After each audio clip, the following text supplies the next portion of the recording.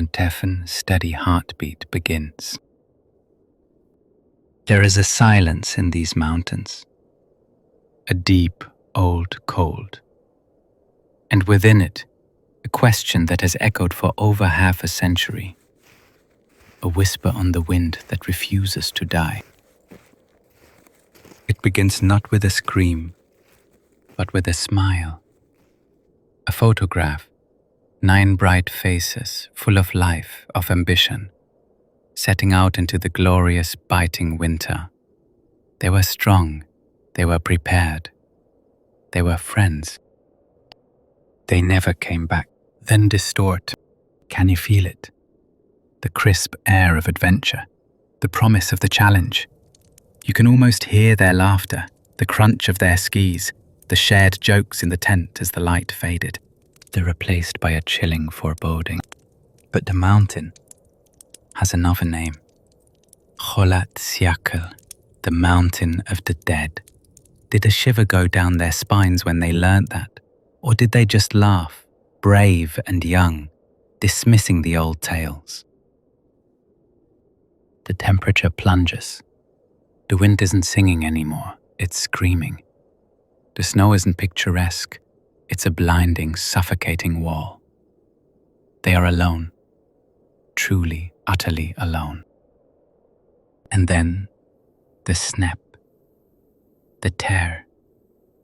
Not from outside, trying to get in, from inside, trying to get out. What did they see? What did they hear that was worse than a -30-degree night in nothing but their underclothes?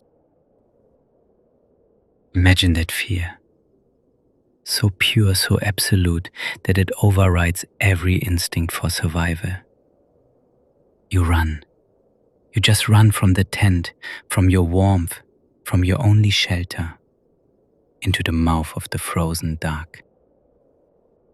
And under the cedar tree, the first 2, clutching at the last embers of a pathetic fire.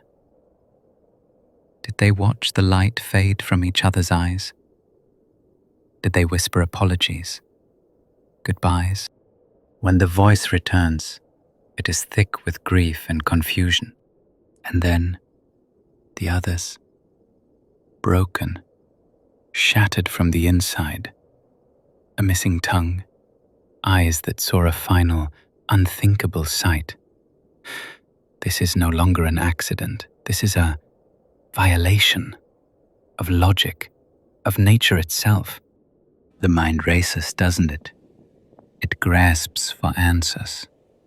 An avalanche? It doesn't fit. A weapon? A secret test? Strange lights in the sky. Orange orbs against the black.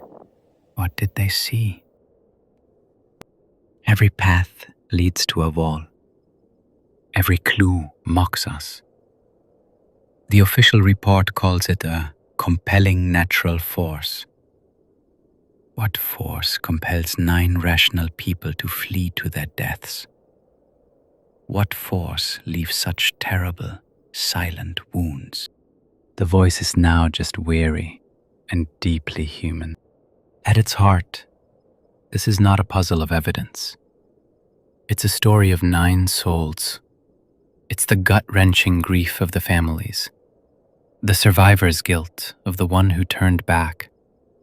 It's the terrifying truth that sometimes the universe doesn't give us answers.